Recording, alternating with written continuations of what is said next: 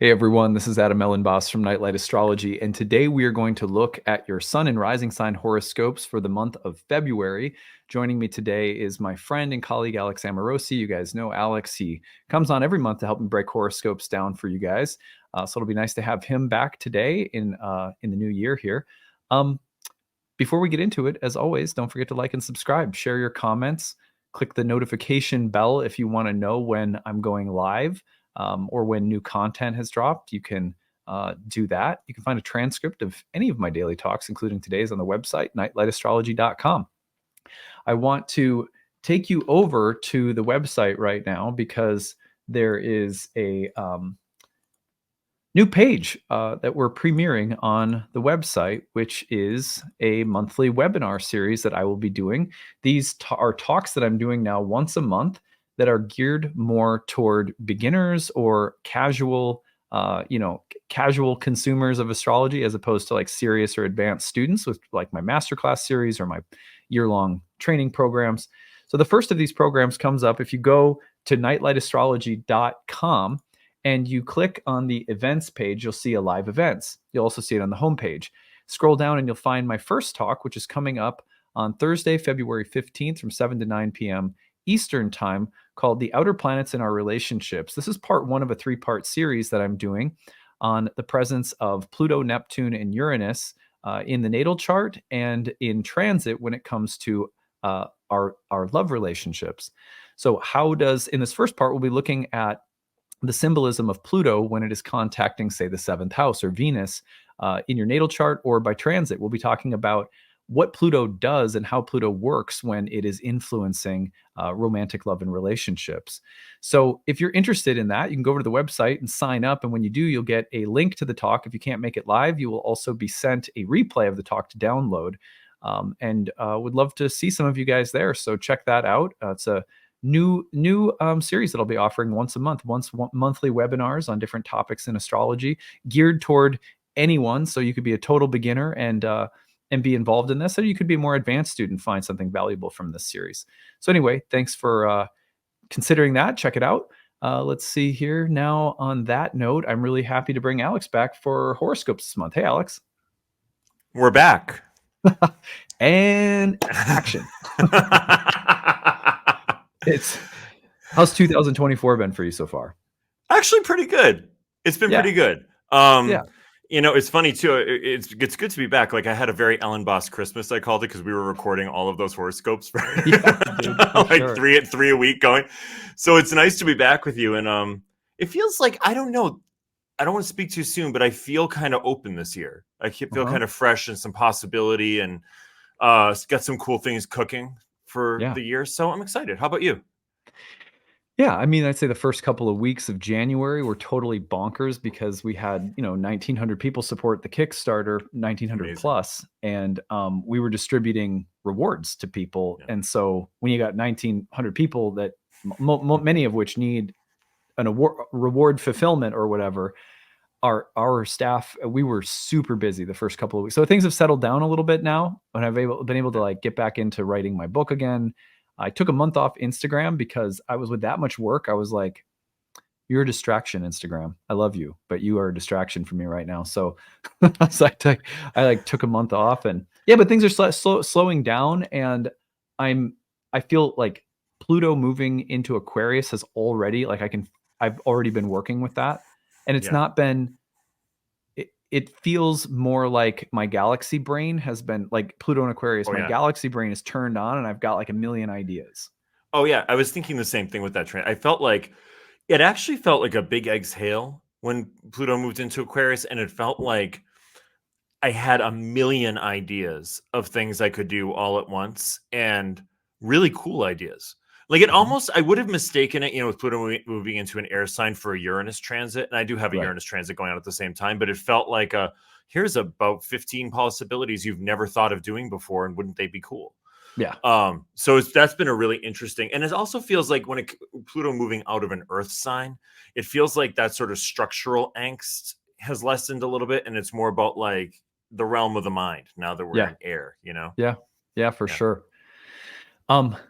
Well, on that note, speaking of that, let's take a look at Ah. the transits that we are going to be visiting given this month's astrology. We've decided to focus on, as Alex knows already, we've decided to focus on the Taurus Aquarius axis. And that is, let me put the chart up on the screen. That is because of the sheer amount of transits we have happening in Aquarius and Taurus. So you go to February 5th, and we're going to see Mercury conjoining Pluto in Aquarius. We then go to the 8th, and we have the Sun going into a square with Uranus from Aquarius to Taurus. You can see that right here. And then if we keep moving forward on the 9th, we have a new moon in Aquarius. That new moon in Aquarius is square to Uranus and Taurus. We then get Mercury in Aquarius on the 10th, squaring Jupiter and Taurus, right? So it's like, then on the 14th, right before Valentine's Day, we get Mars conjoining Pluto in Aquarius. Giddy up for Valentine's Day, people. It's I know, right? Wow. On the That's 16th, intense. we have Mercury in Aquarius squaring Uranus and Taurus, right? Wow. On the 17th, Venus will conjoin Pluto in Aquarius.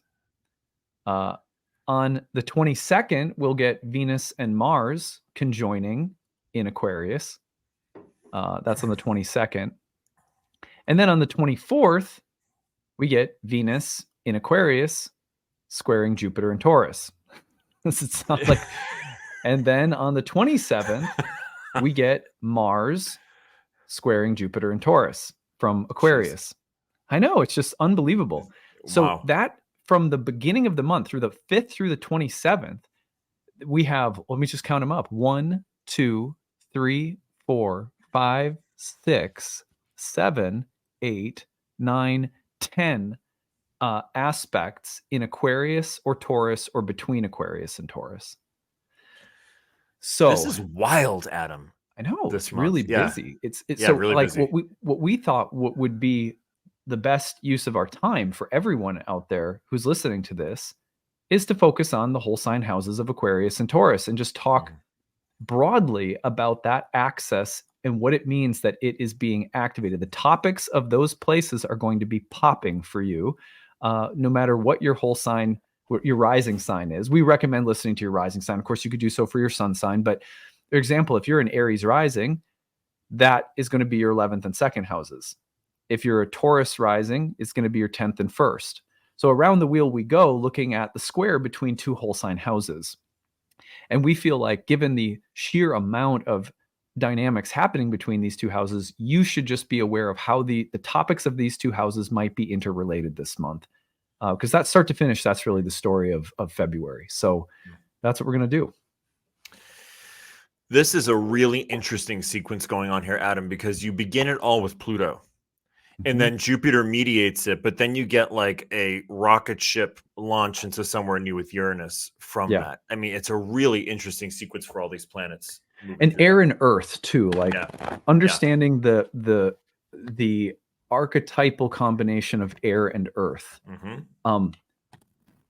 They don't intuitively go together in our heads, like water and earth or fire and air, or even fire and water. You can get the image of like a boiling pot of water or something. But when it comes to air and earth, I find that we are often we're lacking images in our mind that can easily put those two elements together. But you know, the one that I came up with, and then maybe you have some to share too, especially with Aquarius, the sort of galaxy brain of Aquarius, is that I imagine when we had the community herbal medicine garden built, we hired a landscaping company, and they came out and provided us with this beautiful blueprint. They spread it out across the whole table. And then they had a video we watched where there was like a 3-dimensional presentation of the blueprint. This is what we're going to build and blah, blah, blah. And it was like, wow, this is going to be. And then there was the day that it actually began, where a crew of workers showed up and put shovel to earth.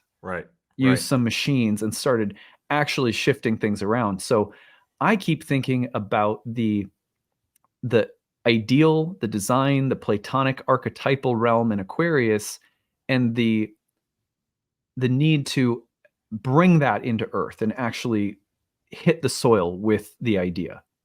I love that. It actually reminds me, my parents had an addition put on their house a few years ago. And when they saw that like my parents are in their, getting towards their 80s, and they saw the 3D presentation, they were like, whoa, oh my God, it's like real. But then there was the whole pragmatic, approach to actually getting the addition on, which, displaced them for a little while and stuff like that. So Yeah.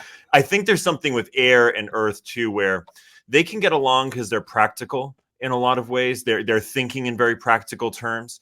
If they can respect each other's pacing, that earth will go slower because it's trying to embody and make solid what air has going on in its mind. And I think one of the interesting things here, a friend of mine who does counseling work talks about this a lot, is there's a fantasy reality we create, which even our cerebral realm of the mind is in a sense a sort of fantasy reality where we can control it. We can control how it looks. You can control the 3D diagram on the screen. But when you actually bring it into embodied reality, there are little interesting quirks that arise in the process of bringing something you've created cerebrally into a tangible embodied space. And I think that the patience this month of understanding that that's sort of like, it's a little bit like when I was in music school. You can rehearse a piece and understand its nuances and know a symphony back and forth in the score, but every time you perform it live, there will be little quirks and little kinks and little things that happen that make it exciting, but that you weren't expecting. But it's all in the name of sort of bringing it down out of the mind or out of sort of cerebral space into a tangible, embodied, practical space. There's always a difference between those two spaces. Yeah, that's beautifully said.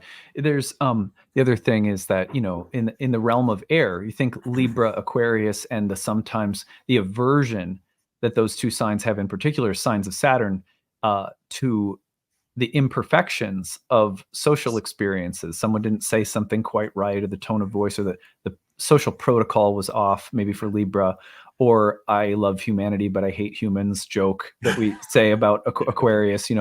There's some kind of aversion to the muddiness of Earth. It's like, well, I'd rather just look at the blueprint. That can be a shadow of air, as much as Earth can be almost offended at the idea of having something structural and ideal impressed upon it. I think, for example, of the way that, my wife, as a double Taurus, is offended by having too much of a structure placed on how we're going to spend a day.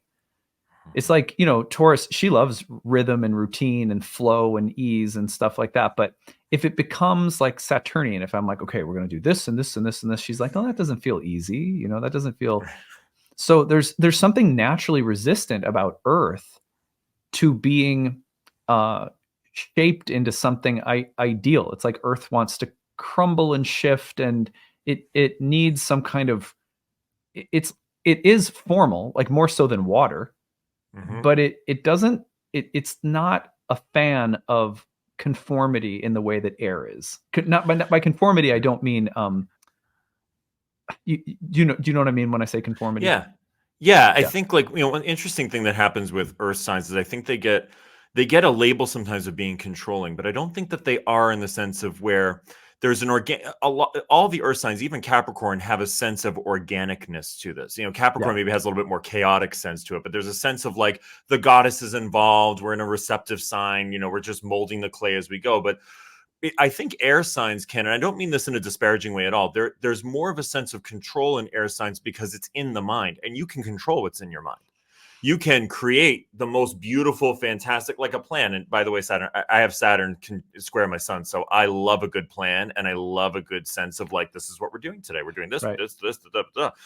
And because you can create it perfectly there, but then messy humans come into your life, and there's a day, and I'm sure kids, there's a little bombs of chaos going on all the time. So there's a sense where there's a wonderful ideal that can be created in air and a wonderful blueprint, but the pragmatism is earth specialty and the ability to flow with the things that come up. When you're conducting a symphony, things come up. Someone may hit a wrong cue somewhere. Someone, the cello may not come in the right space, and you've got to adapt very quickly to kind of put it all back together. And that's really an earth specialty in a lot of ways.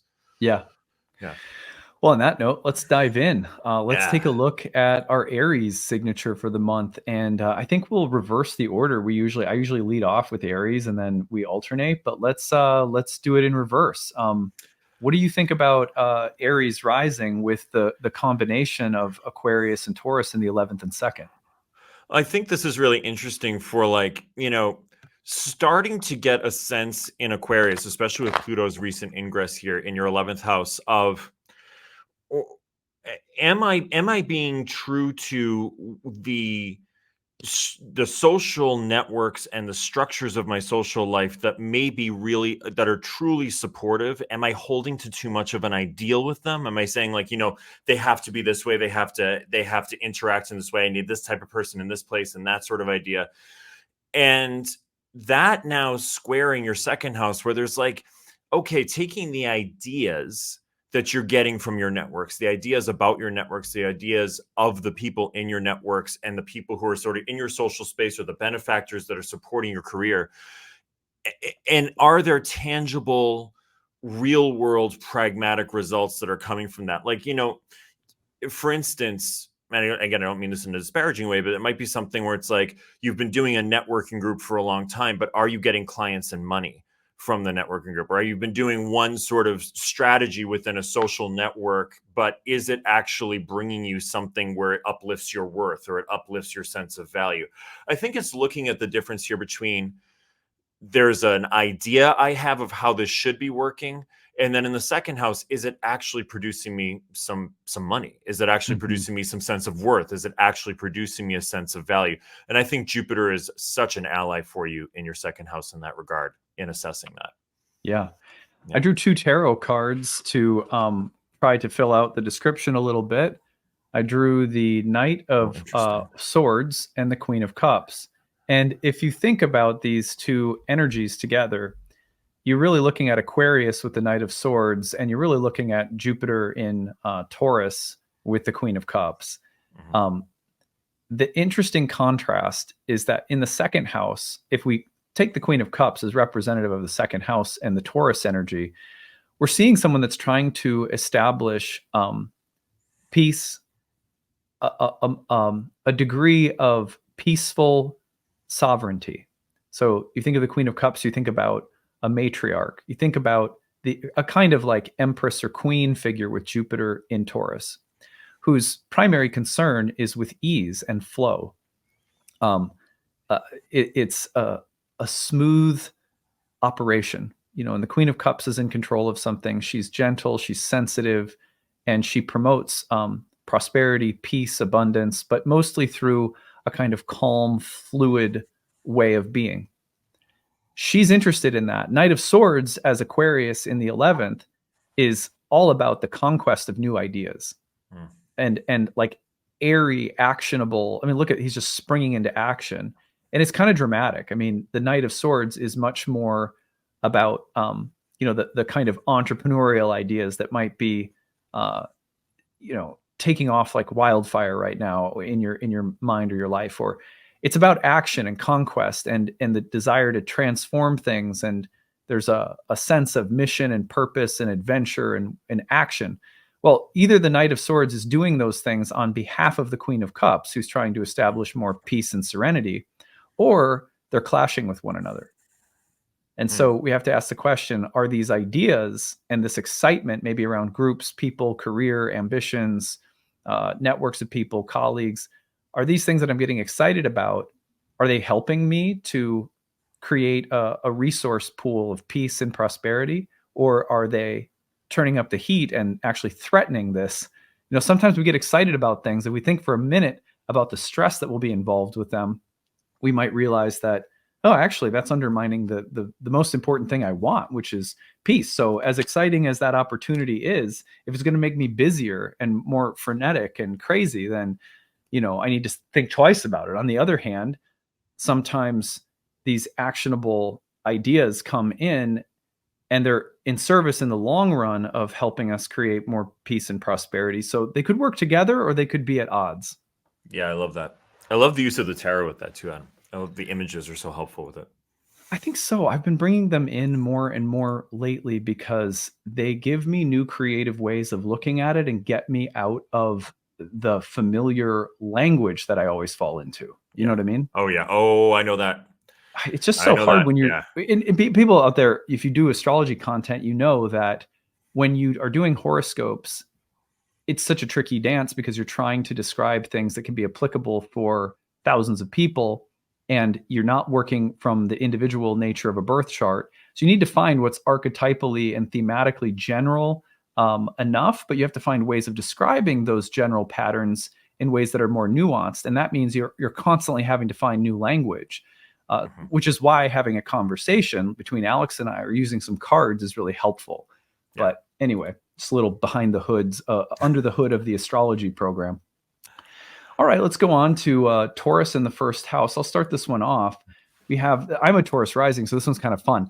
Um, there's a lot of emphasis right now on the uh, the career house for Tauruses, making changes, creating space, new blueprints, new designs. I think it's interesting that as soon as Pluto entered my 10th house, I got a really interesting opportunity that came back for the first time in a long time. A long time ago, I helped with a gifting suite at the American Music Awards. Mm. Backstage, like the celebrities come and they just get handed a bunch of free stuff. It's kind of unbelievable that this Yeah. happens actually.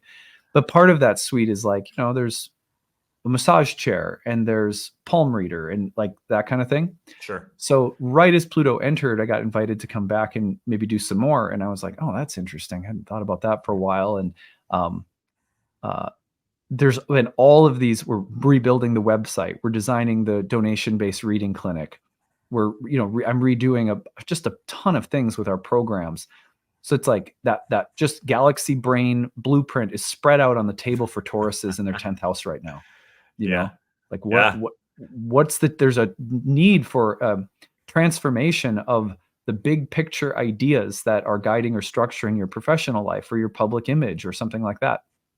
Yeah. At the same time, you're facing the need for a tremendous recreation of identity and self and maybe health or vitality. I think it's interesting that in the meantime, a lot of Tauruses right now are going to be the career changes are really coinciding with a kind of existential question. Who am I? What the heck am I doing? What kind of opening or breakthrough am I trying to create in terms of my very selfhood? And how's that connected to the reworking of things in my career?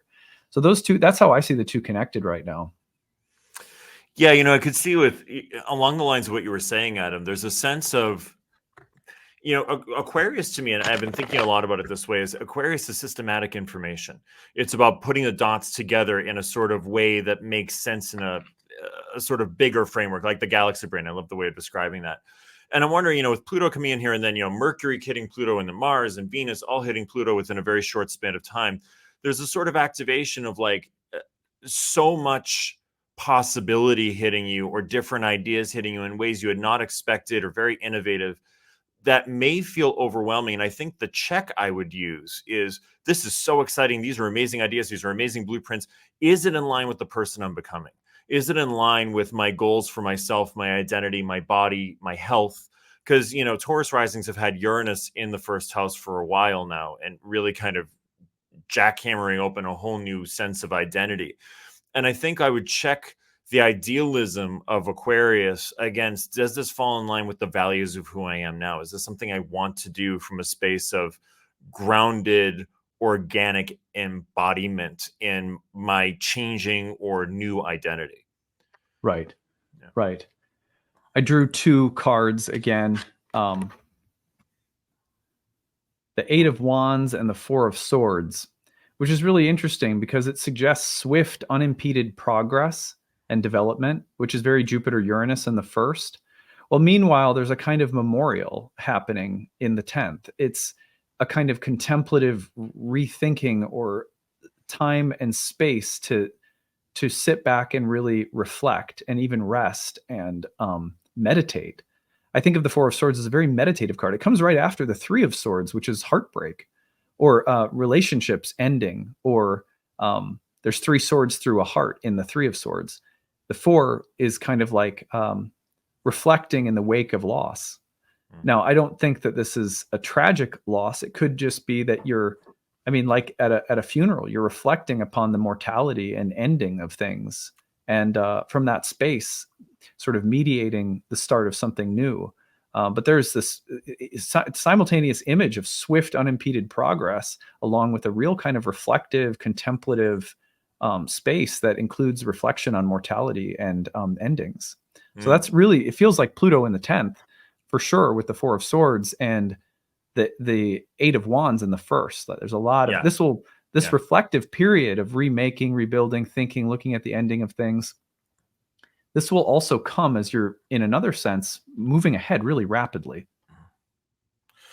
I think that there is such a sometimes, I think Pluto can bring about like something just has to end now. It has to be buried. It has to be, and that can be hard, especially when an identity's been built around it. But then there's such a sense of new life on the other side of that. I've experienced that with Pluto many times. There's a sense of the garden can grow again Yep, in fresh soil. Yeah. for sure. Well, let's hand it off to you to look at the Gemini rising horoscope, where we have Aquarius in the 9th and Taurus in the 12th. Oh, the yoga meditation teacher in me really loves this one because I can see a lot of, the ideal Aquarian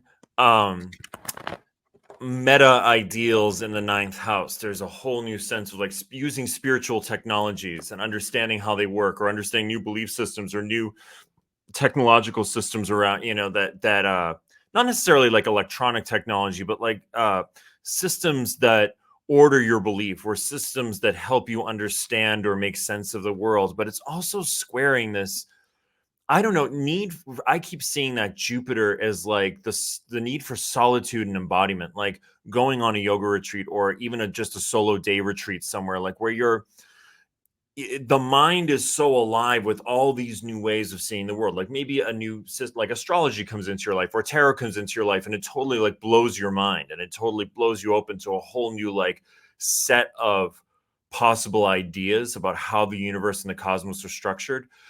But it's also looking at like, how do I bring that into a contemplative space, to sit with it, to like be in a meditative space with it, where I can bring it into a more of an individualized, embodied, stable place. Because I think it's really, this happens to me with astrology. It's like, this is the answer, man. This is what it is.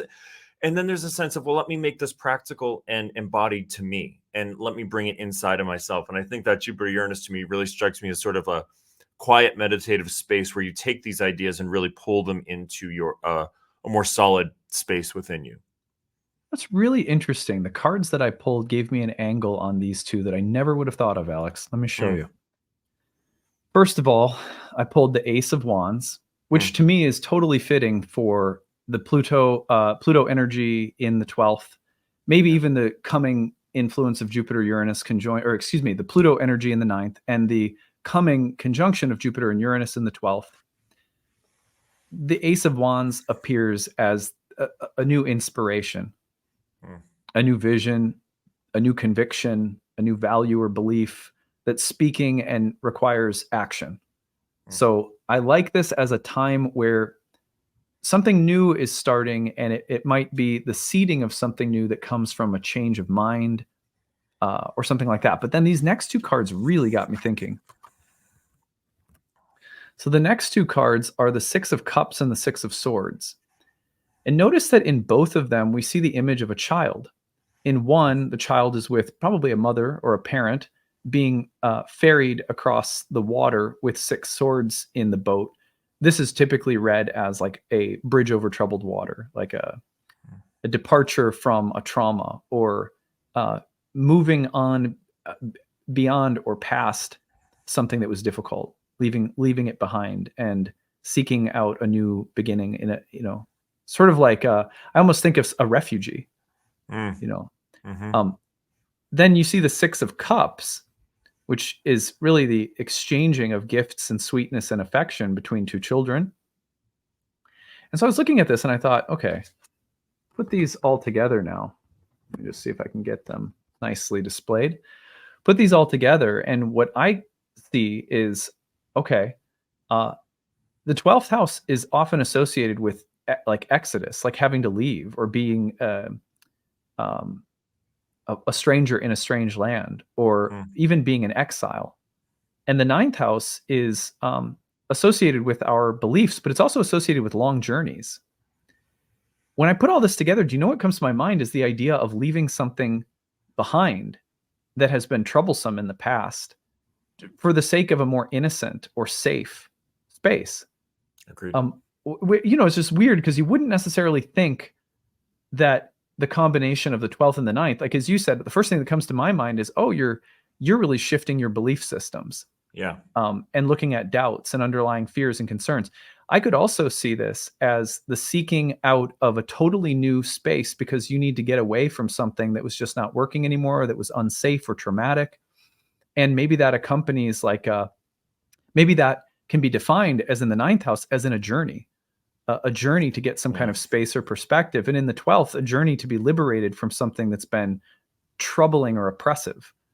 Like there is the need for greater freedom from something in the past that was bogging you down, and maybe expanding your horizons, both mentally, emotionally, spiritually, but also locationally. Like the ninth house speaks to going abroad. Now that could be metaphorical. Going abroad just might mean changing the scenery somehow, a new beginning, pushing away troubles, escaping from something that's been traumatic.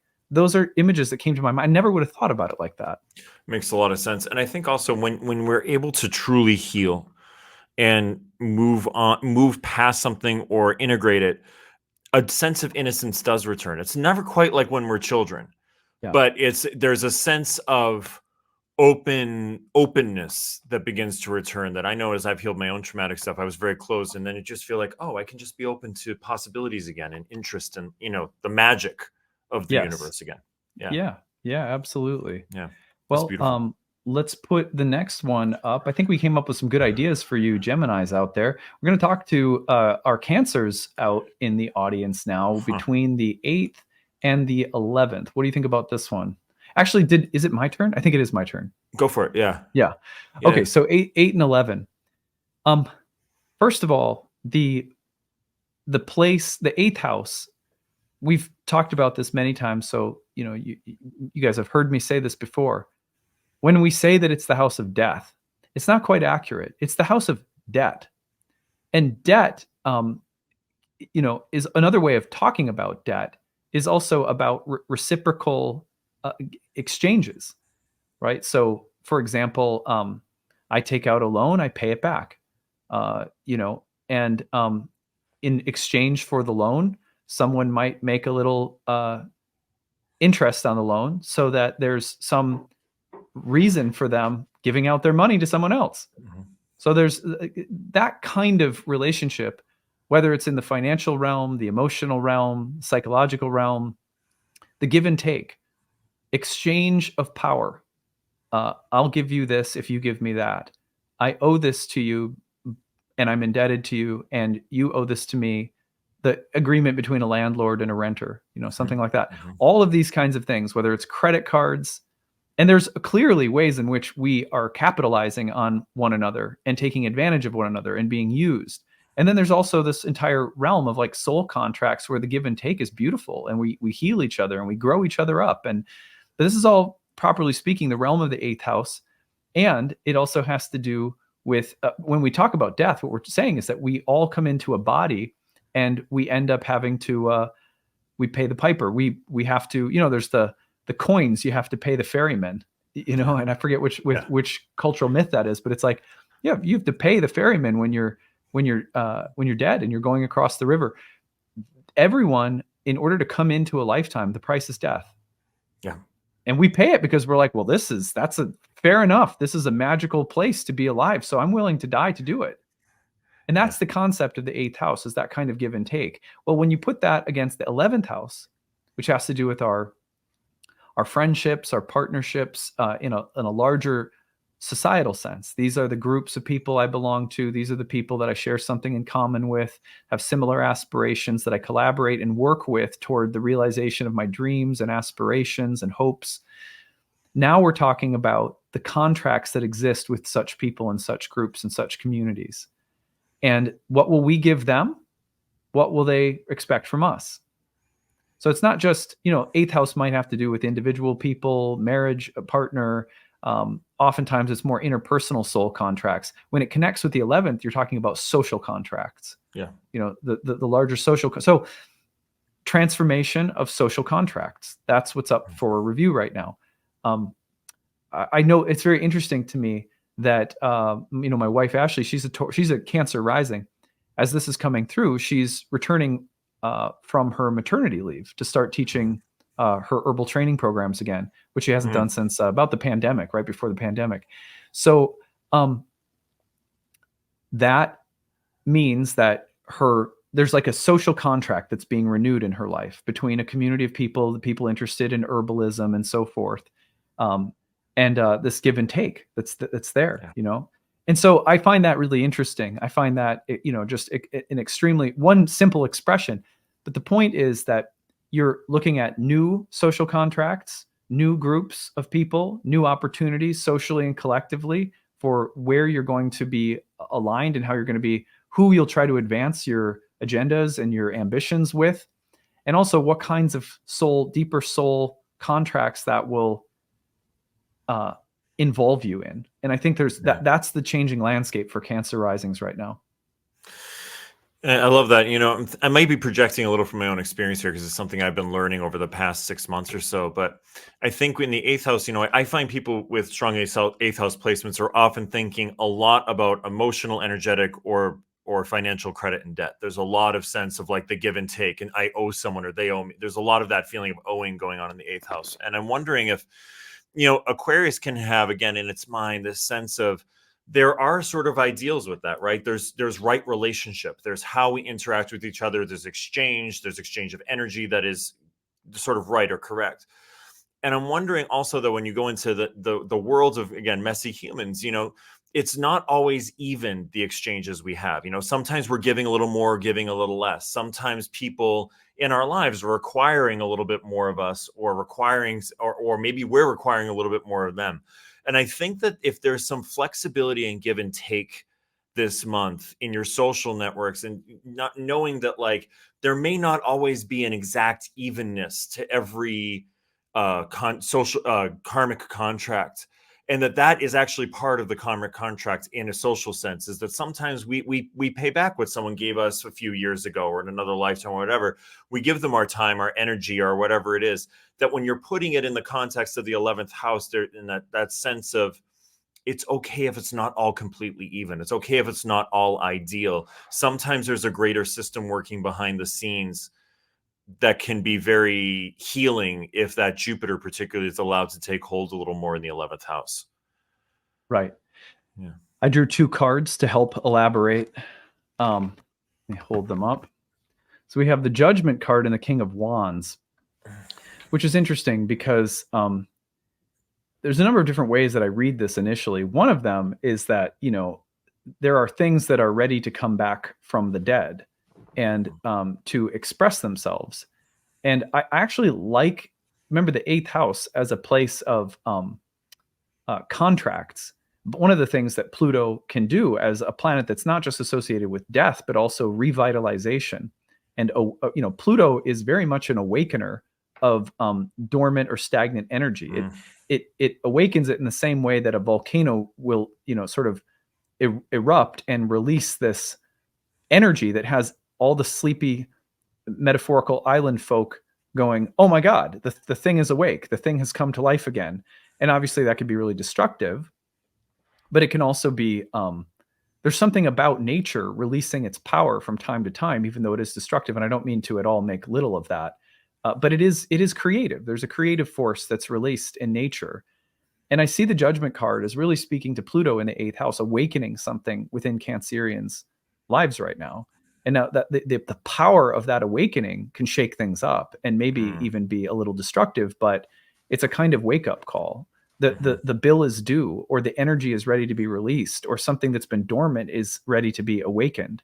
So I like that. And the King of Wands to me speaks to, can we handle this energy from a place of maturity? Can we know, I think of this raw release of creative energy. I think of the King of Wands as someone who can handle it, who can seated on their throne and know how to lead or harness or utilize the energy without without getting enamored or fixated on the power and mistaking themselves and their seat or their authority for the power itself.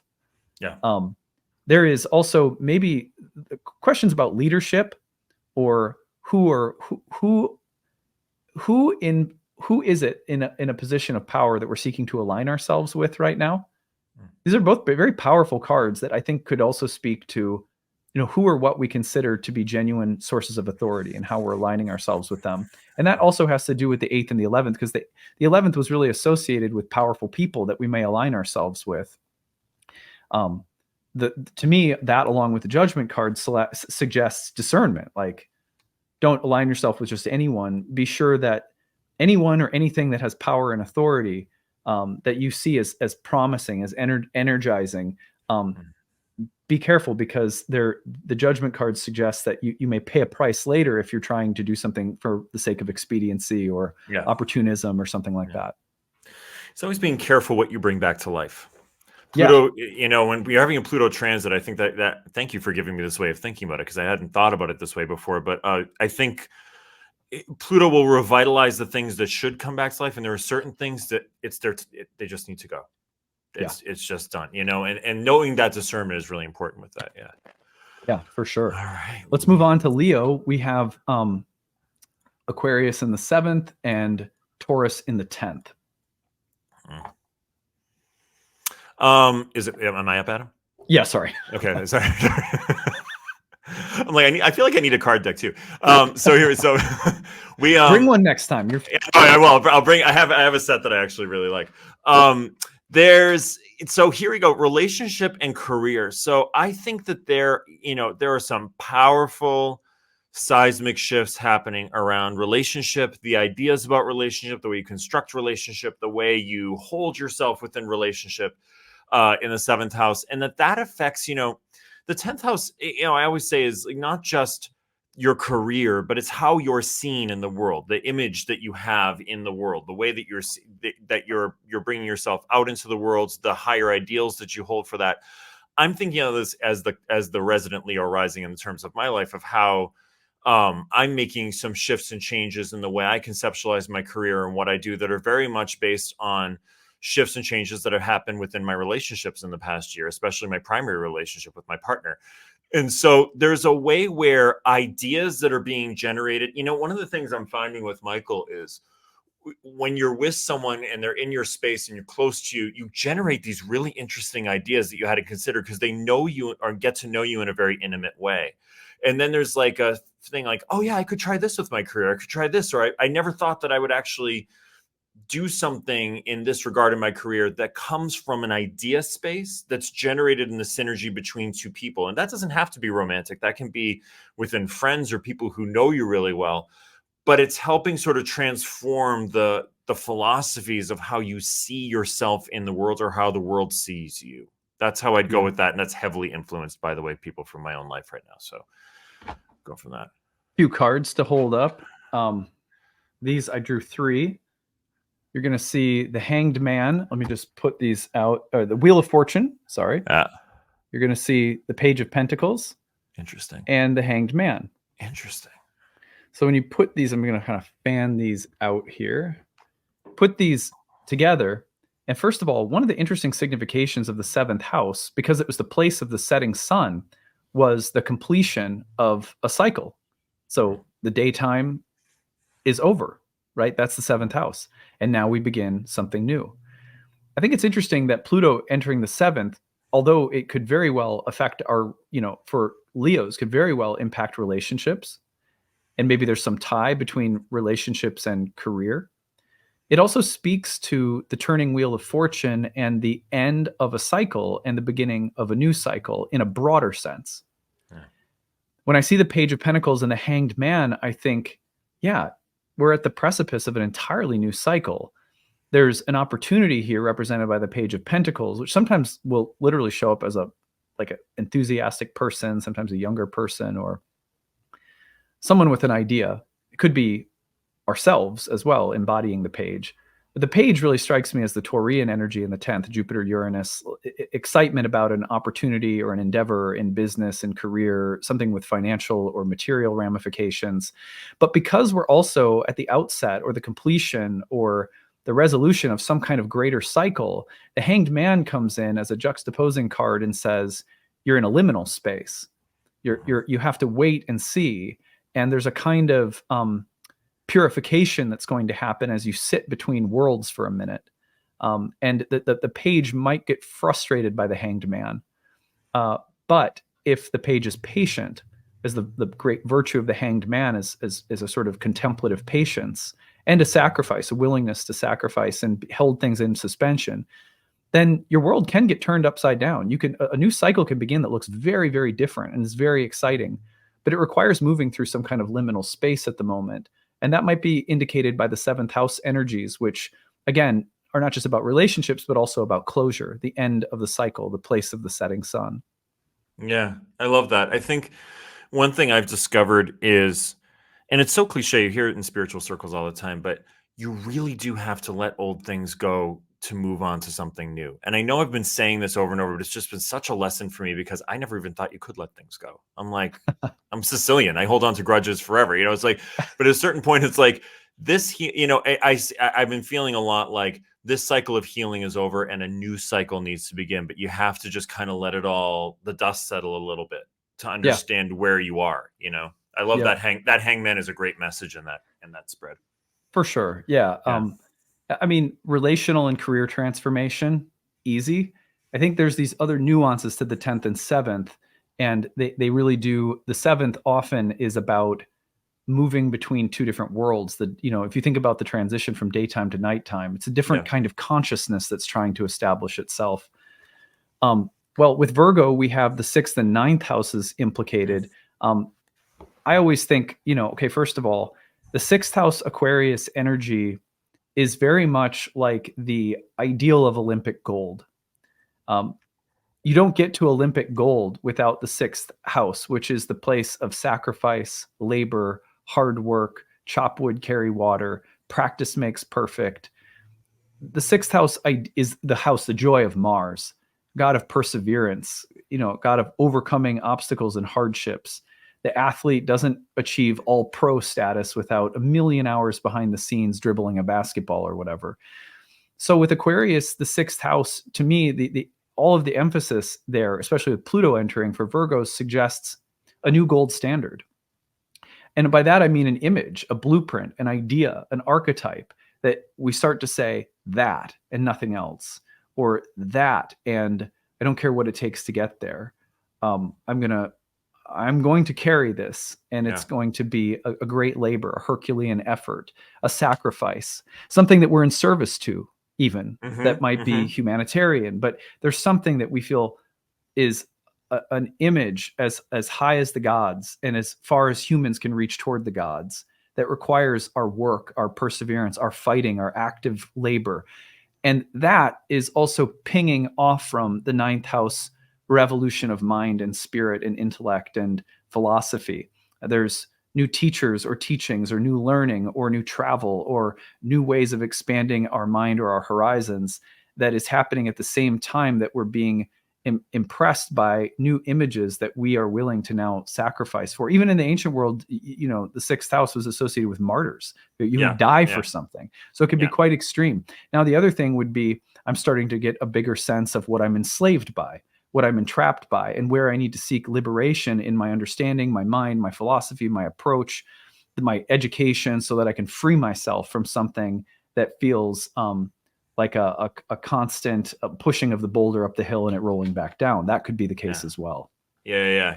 There can be a very Sisyphean feeling to the 6th house in some ways, but Pluto's a great ally with that. And as you're talking, Adam, I think we talked a little bit about this when we were recording some of the Kickstarter horoscopes, but there's an amazing movie I watched on Netflix over Christmas break called Naiad. It stars Annette Bening and Jodie Foster. It's a true story of a woman, Diane Naiad, who in 2013 set a record by swimming from Cuba to Key West across the water there. And she has this, and I actually watched interviews with the real Diane Naiad, a couple she did with Oprah and other places.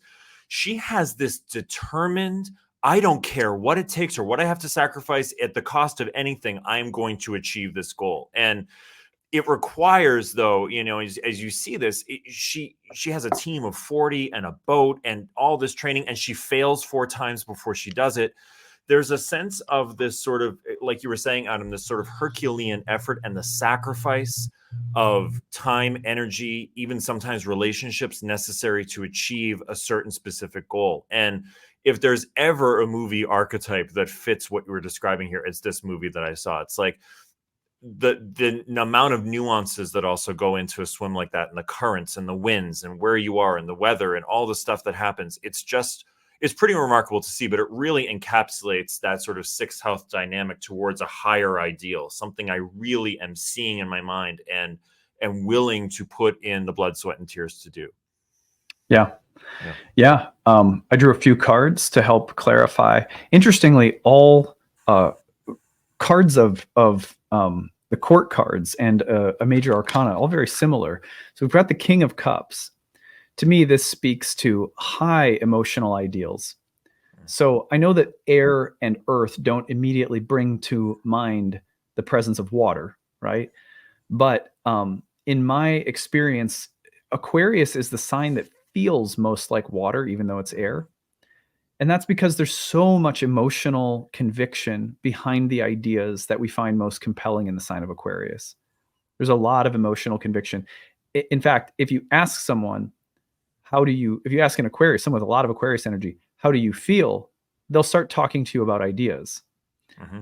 You have to listen, because the emotions are in the way that they express the ideas. The hardest thing is often in an astrology reading is to get an Aquarius to step out of the ideas and just into the emotions. Like separating the two can be really difficult. But there is a lot of emotion there. It's just that it flows, its medium is through ideas. So the king is actually a lot like that. It's a rational masculine figure, but it's in a water sign. So emotional convictions come to mind. But then we also have the Queen of Swords. So really, these are like very similar images in terms of the pairing of the rational masculine and the intuitive rational feminine. Like you have the King of Cups is a very like rational and masculine but emotional figure, and then you have the Queen of Swords as a masculine or a feminine but extremely rational character. You put the two together, I think we're talking about the balance of ideas and convictions and our ability to be in an embodied relationship with them, which I think probably Taurus in the 9th house is speaking to. I love that. Yeah. And then there's one more card. The last one is the Empress, another figure of feminine rulership. This one, very, very earthy and sensual. And I picked her in the middle. She is somehow mediating the relationship between the Queen of Swords and the King of Cups, the ruling principles of mind and emotion. And the Empress to me is a great, like an embodied middle space for the two. Yeah. For example, she comes right after the sequence of Magician and High Priestess, another marriage in the sequence of the major arcana of a very masculine sort of creative figure and a very feminine creative figure. So I think that we're also talking probably about, for Virgos, finding a way of being passionate about your ideas, but making sure that they're really deeply embodied. Yeah, and noticing that the emotion of that is okay. I think something you're saying, Adam, just about Aquarius in general is so important. Mike, I was actually talking with Michael about it before he left for work this morning, was that air signs can give the sense of being detached or aloof for that sense, but they're, especially Aquarius, because they connect information so much, they're deeply connective. And it can feel really cutting when like someone doesn't appreciate the idea, or they don't respond to the idea, or they sort of feel like, well, they're detached, they don't need my connection anyways. There's a very deep emotional hurt that can happen with an Aquarius under the surface that might not be apparent from the sign on its surface, from its elements and modality, and that sort of idea. Right. If you ask them why are they upset, they'll say, well, human beings ought not to behave in this such way. Exactly. So let's go into Libra next. We're not trying to dump on air signs today. No. But Libra next, which pairs Aquarius in the 5th with Taurus in the 8th. And you can lead this one, Alex. So this is interesting. I think that this can be like a creative renaissance happening for Libras, and a personal creative renaissance, even though it might feel like, with Libras having Aquarius for the 5th house, like it's like my personal creative renaissance must mean something to all. My personal creative renaissance must have a deeper idealistic meaning for the greater movement of the human species forward. That sort of sense.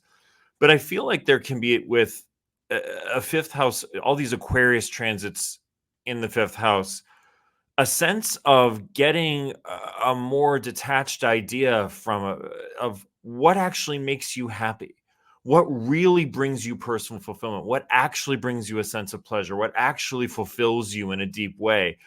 And how is that relating to, even though it's a personal sense, yes, the contracts you might have with other people, the way other people view you, sometimes I think with Libras, and I often joke about this having a Libra moon, I call it the Libra tap dance, where there's a sense of, I want to make sure that what I'm doing is okay with others and benefits others with an Aquarius. And notice that, and it's a wonderful quality, but also notice that it's okay to be healthfully selfish. It's okay to be healthily embodied. And it's okay to notice those contracts that might feel out of balance, where it's like I'm giving within this soul contract a little too much, and it's okay for me to receive. That can be a tough lesson for people who have strong Libra in the chart, but a really immensely healing one. So I love this transit, even though it might feel uncomfortable. I don't know if it's necessarily challenging as more uncomfortable, but that's sort of a healing discomfort for Libras this month. I like that.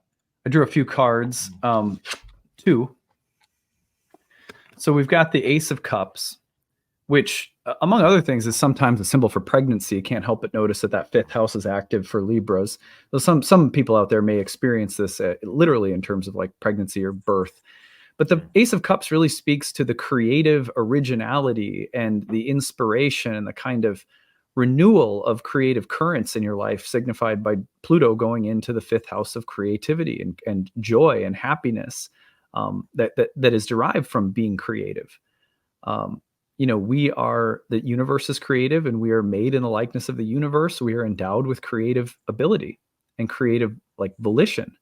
So this card really, to me, speaks to the need to generate something new, to create. I see that very powerfully here. The other card that comes up, really interesting, the 9 of Cups. Oops. 9 of Cups is a card that speaks to wealth and an accumulation of resources, an abundance, but also pride and complacency.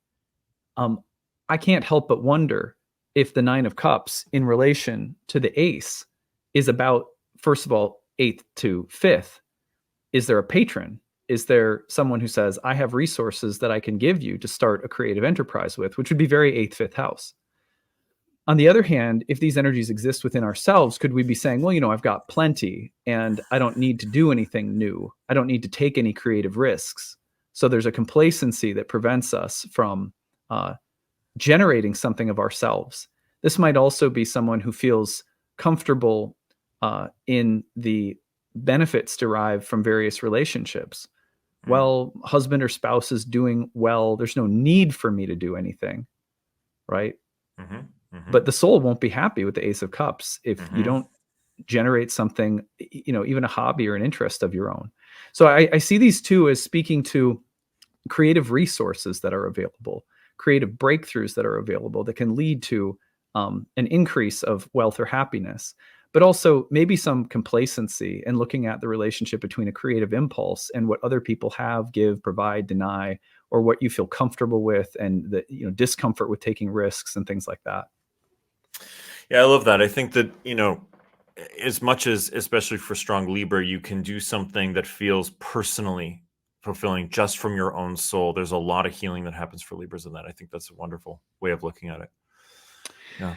Moving on to Scorpio, we have the Aquarius Taurus axis across the 7th and 4th. And obviously the change is coming in around the roots. transformation, death and rebirth around home, family, ancestral karma, living environment, your house, your parents, doing that excavation of old things from your childhood or family past. So there's deep work being done around the house of home, family, and roots.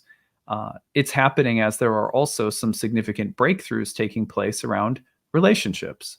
The opening of new horizons or possibilities are coming, as in the seventh house we talked about earlier, maybe because of the end of a cycle, the end or completion of a cycle, as well as the upheaval or transformation at the roots, is opening up a new era, a new time in life. The wheel of fortune again is turned, and the soil is being turned over in the fourth. Something is completing itself. A cycle is now done, and new opportunities and maybe some sense of relief or expansion is entering.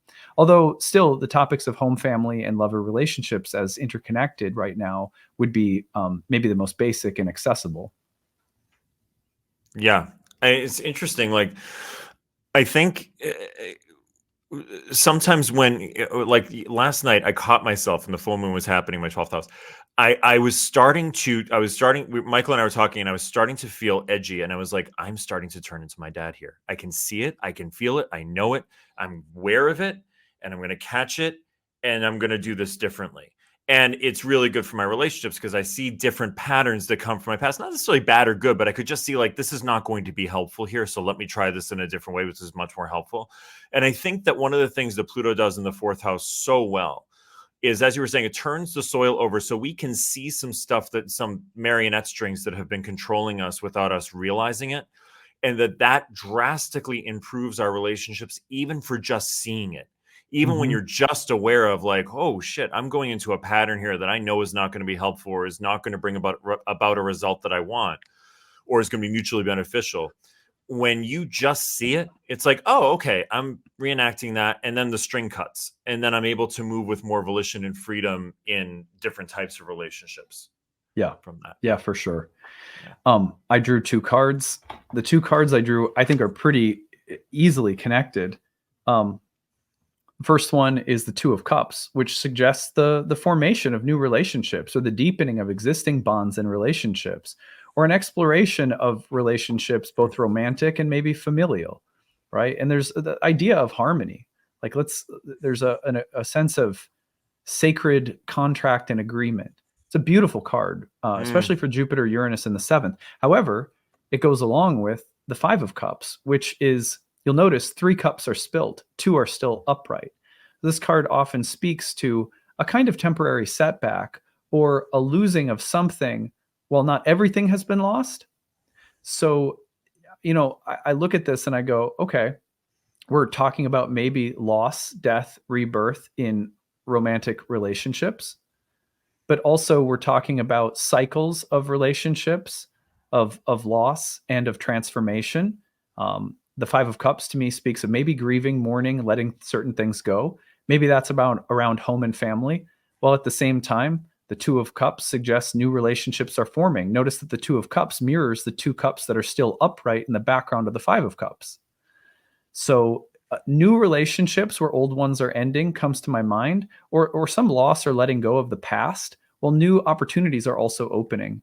And this is very straightforward to me. It looks like also with the Two of Cups, Adam, this the caduceus that's holding them together, the healing of it, into a higher ideal, the lion, into something that's a little bit more ideal. And yeah, that's beautiful. Let's move forward to Sagittarius. I'm going to hand this one over to you. We have Sagittarius presenting Aquarius in the third and Taurus in the sixth. This is interesting. So I think, for Sages, this is a turning of the soil, or as I would say, living on the coast, a churning of the ocean in your third house, where there's a sense of the environment that you've been surrounded by now not being quite as familiar in some way, that there's a shift in the way you think about your environment, the way you sort of order your environment, the way you make sense of your environment, that's just like completely changing in a very deep and sort of profound way.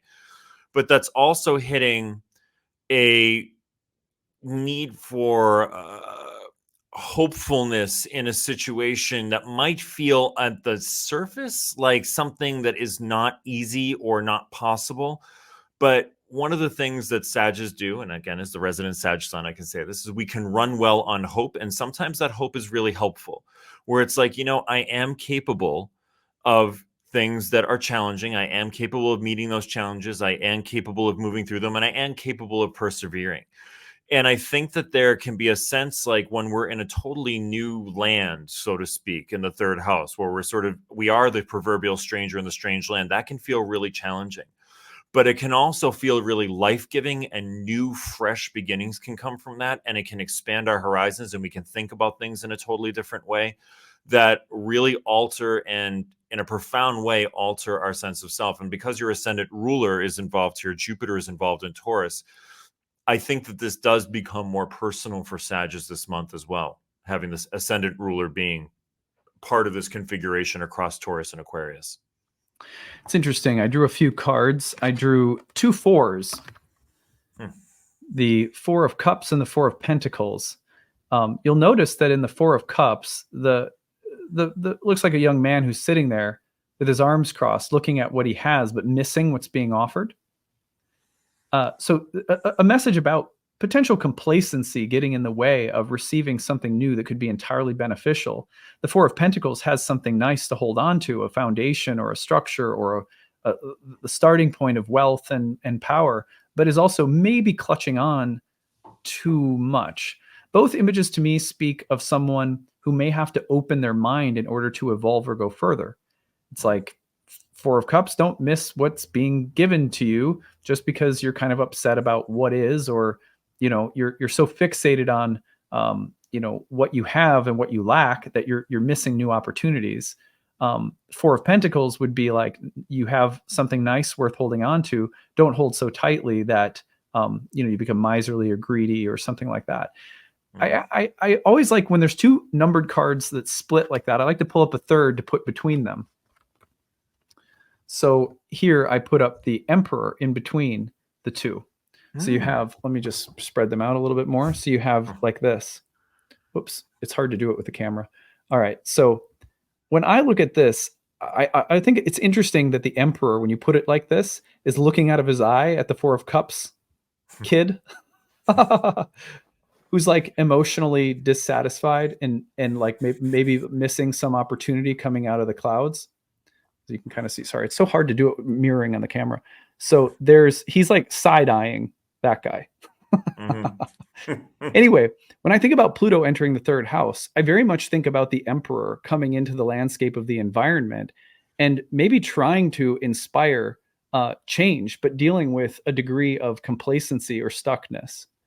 So I think about those 3 together, and I think about like what ruling forces or powers or people or authorities, or like what forces are coming into your life, into the culture and the environment of your mind, your body, the actual physical environment in an everyday way, and trying to shake you out of a place of complacency or stuckness to consider new things, which maybe requires a sacrifice or a letting go of your grip on what you have so you can entertain something new.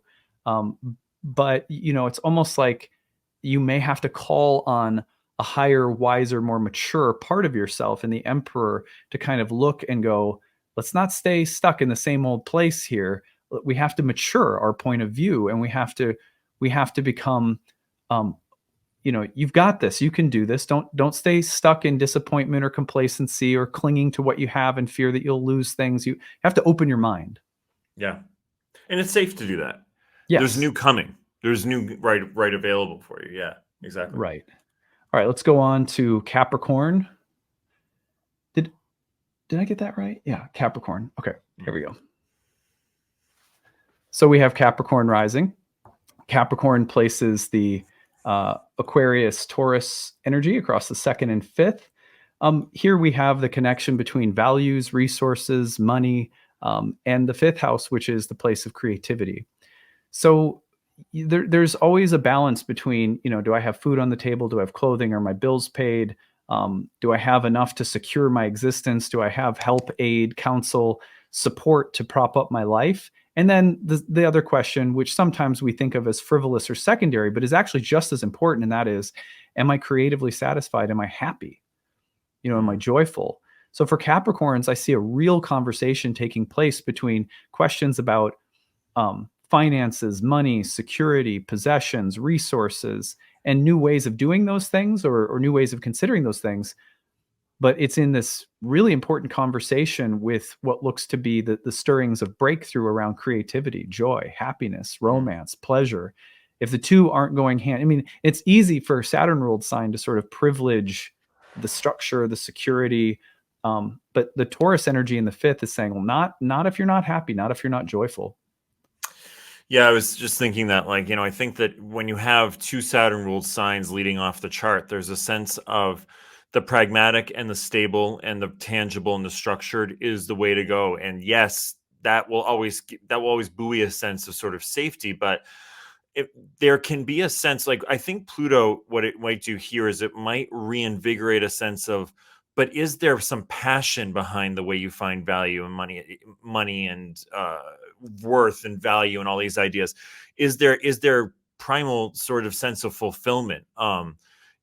And I think that can look different sometimes for Saturn ruled signs. It might look a little bit more structured or tangible in the sense than it might look for other signs. But I think that Pluto squaring the fifth house here and all these planets that are going to conjoin Pluto as they move through Aquarius, there's a sense of, am I passionate? Am I alive? Is the fire ignited in me? Am I speaking from a place of bringing life force through my body? That sort of space, or is it just kind of feel like, well, it's safe and secure and it's okay, so that's just okay on its merits? That sort of idea. I drew two cards. Love what you just said there, Alex. These two cards may also enhance our perspective: the Lovers and the King of Pentacles. Huh. Now, the Lovers, I just read a very fascinating essay in a book called Meditations on the Tarot on the Lovers. It talked about the Lovers, and I really resonate with this explanation as the choice that we're always faced with between worlds.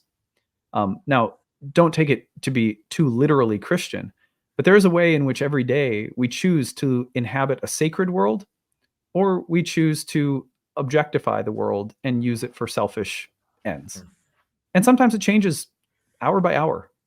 We find ourselves falling into an objectification of the world and a forgetting of its sacredness, that it's all actually divine. It's all actually heaven, so to speak.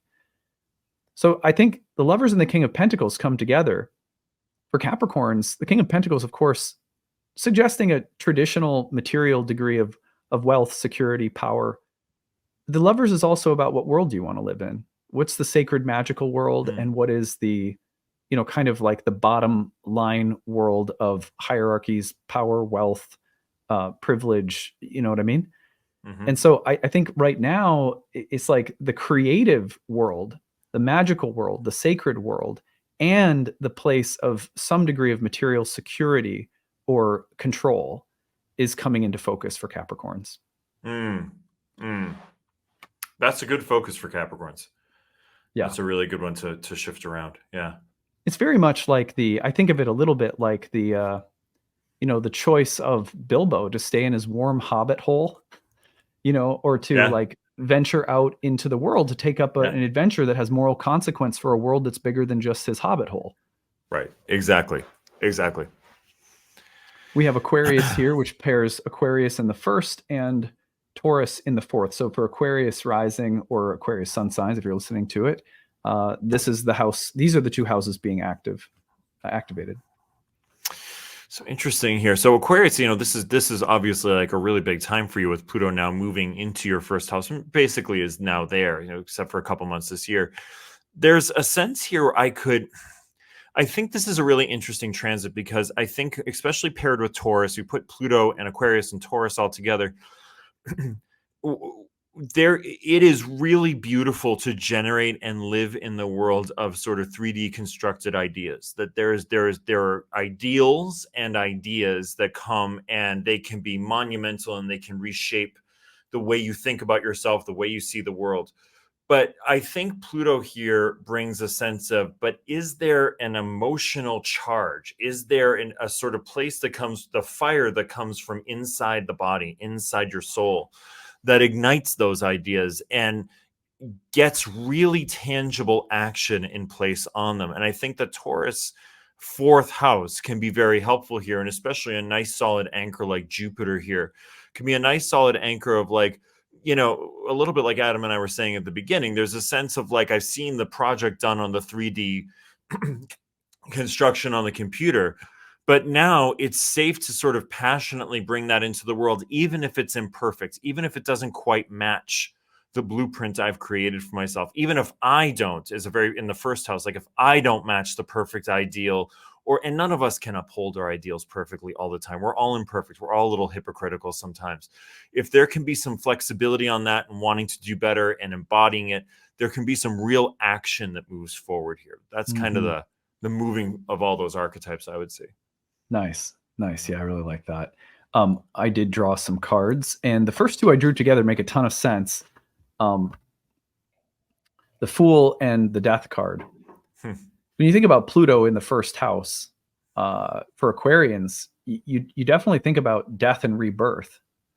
The death of something old, an old way of seeing yourself, an old way of being in the world, and then the Fool, which represents really the total openness and unknown, and even the risk of being in a totally new place. So to me, these two together really speak to death and rebirth of selfhood. But then I brought in a third card, and the third card that came up was the Knight of Pentacles, which, like Jupiter and Uranus in the fourth house in an earth sign, suggest a methodical but very active, earthy rearrangement of things at the roots. So when you put these together, you get the Fool kind of back there hiding.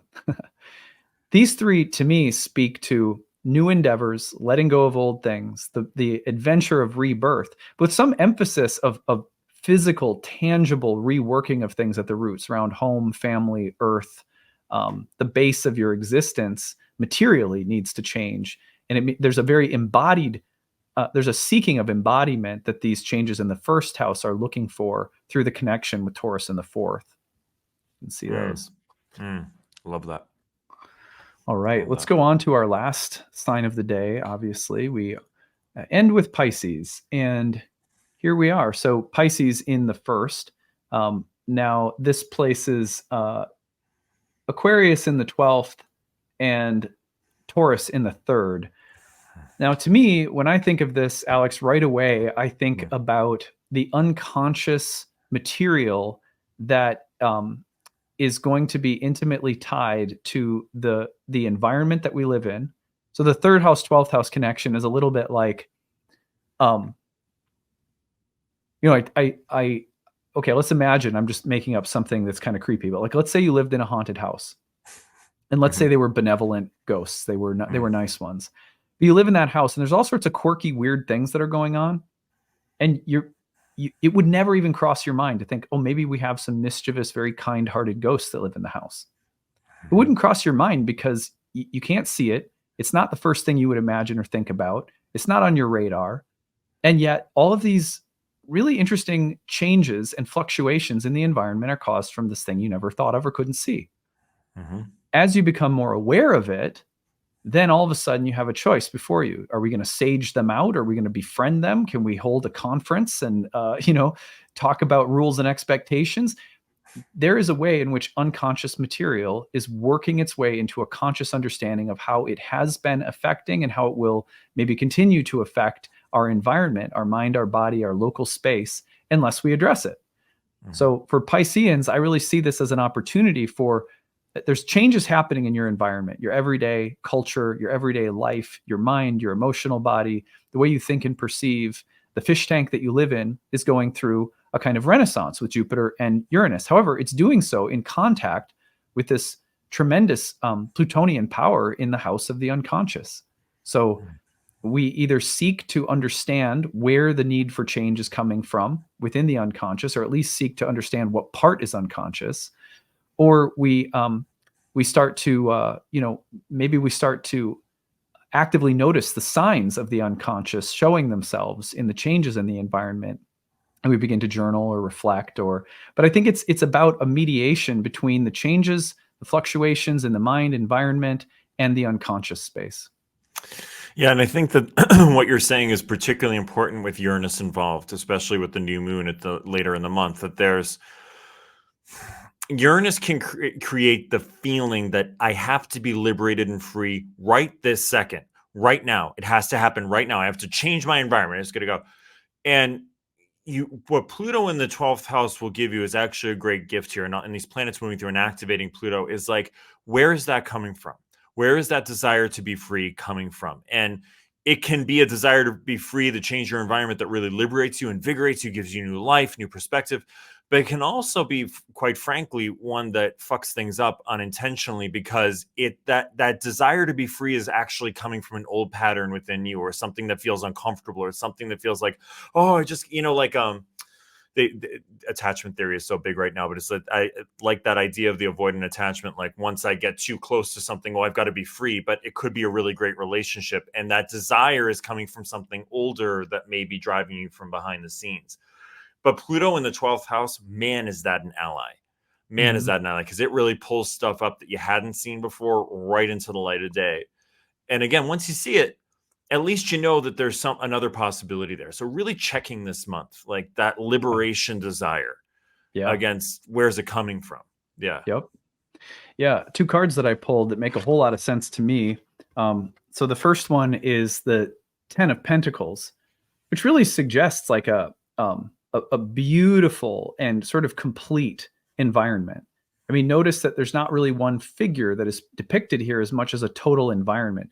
Grandpa's on the chair, the women, the dogs, there's a sense of being enclosed in an environment of beauty, stability, control, serenity. So Jupiter and Uranus in the third, probably trying to create something like the 10 of Pentacles in the environment. However, contending with that is the 7 of Cups, interesting, which really is a card that has to do with delusions and illusions, fantasies, daydreams, imagination. The 12th house is going to tell us about, these two pictures are in relation to one another. What about the material wealth or abundance of our environment has been rooted in delusions or illusions or unconscious material? On the other hand, is our fantasy or our image or our imagination changing with respect to what the environment can look like? Are we becoming more artistic, or are we wildly reimagining the environment? And also, like, where are we being led astray? What is the unconscious fantasy realm of this stable looking earthly environment? And it may be destabilized a little bit by virtue of getting in touch with what is unconscious within that space. Yeah, for sure. And it's interesting too, because I never underestimate the capacity of the craving mind to create an illusion that this thing is going to be the thing that liberates me forevermore. It's the idea of attachment in classical yoga, and I think that Pluto there just gives you such an ability to be like, yeah, let me check that. Let me check that. Like, where did this impulse arise from, and why is it arising? And can I be with it in a different way? Yeah. Yeah. Well, on that note, we have made it through all 12 whole sign horoscopes for the month of February. I want to tell you guys where you can learn more about Alex. If you like Alex's work, if you enjoy his style of delivery, I highly recommend checking out his work on his website, alexamorosi.com, where you can book a reading with him or a healing session. Alex is an energy healer, as well as a yoga teacher, as well as an astrologer, and Renaissance man. And then on Instagram, Alex Amorosi Healing.